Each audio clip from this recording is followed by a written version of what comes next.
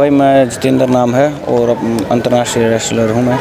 जी हाँ, पूछना आपसे यही चाहेंगे कि पहलवानों को इंसाफ नहीं मिल रहा है।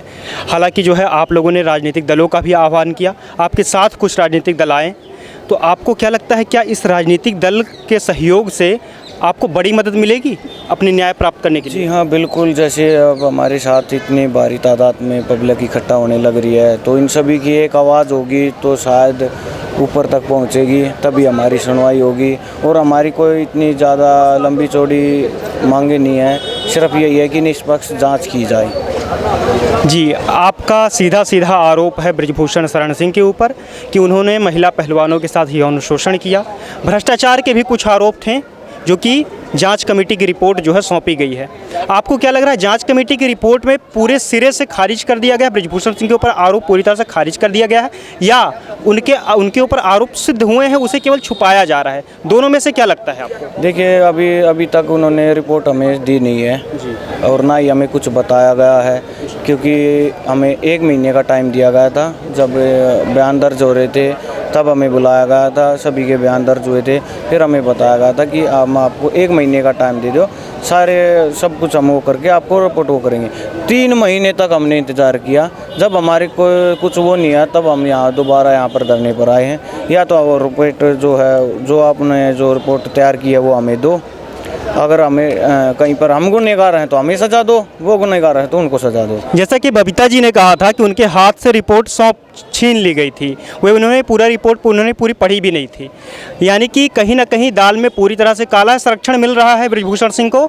लेकिन क्या राजनीतिक दल जिस तरह से आपको सपोर्ट कर रहे हैं, केजरीवाल जी बहुत ही समय से लगातार केंद्र सरकार के ऊपर आरोप लगाते रहे कि उनके अधिकारों का हनन हो रहा है, दिल्ली में उनकी चलती नहीं है, केंद्र लगातार दखल दे रहा है, तो क्या अगर बड़े बड़े राजनीतिक दलों का उनके सामने नहीं चल रहा है, अगर केंद्र सरकार के सामने, क्या आपकी मांगे जो है अगर आप राजनीतिक दलों के माध्यम से अपनी मांगे सरकार से रखते हैं तो क्या आपको लगता है ये सहयोगी होंगे आपके? देखिए ये अपनी ना तो कोई राजनीति चमकाने के लिए यहाँ पर आए हैं, ये सिर्फ हमें प्लेयर को सपोर्ट करने के लिए आए हैं।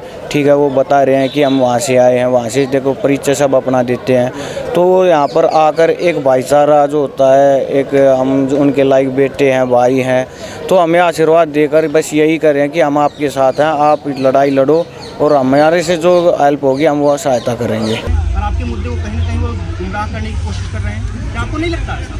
आपको देखा होगा कि यहाँ पर जब भी किसी ने भी कोई भाषण किया है, उन्होंने उनका जो पर्सनल जो मामला चल रहा था वो किसी ने नहीं बताया। यहाँ पर सिर्फ यहाँ पर किसी ने बोला है, भाषण दिया है, वो यही बोला है कि हम आपके साथ हैं और पहलवानों को न्याय दिलाकर रहेंगे। तो इससे यही साबित होता है कि वो अपनी राजनीति या कोई और कुछ चमकाने के लिए नहीं आ रही, वो यहाँ पर सिर्फ हमें सपोर्ट करने के लिए आ रही है। और रही बात विपक्षी दलों की बात, तो देखो पिछली बार जो हमारा धरना हुआ था तब हमने सभी को मना कर दिया था कि हम किसी की हेल्प नहीं लेंगे और हम सिर्फ खिलाड़ी हैं और खिलाड़ी एक लड़ाई लड़ेंगे। तो हमने पिछली बार यही किया था, तो हमारी सुनवाई नहीं हुई, तो अब की बार हमने यहाँ रोक दिया है कि यहाँ पर जो भी खुला करता है, जो हमें सपोर्ट करना चाहता है, बिल्कुल आए, मान सम्मान किया जाएगा और इस तरह हमारा सफल जी। 28 तारीख जैसा कि एक लास्ट डेट दिया जा रहा है खेल मंत्रालय को भी और जो है सरकार की तरफ से भी कि कोई ना कोई एक्शन जरूर लिया जाए बृजभूषण सिंह के खिलाफ। अगर 28 तारीख को आपकी मांगे पूरी नहीं होती है एक बार फिर से, तो आगे का क्या प्लान होगा? जी देखते हैं क्या होगा। जो हमारे यहाँ पे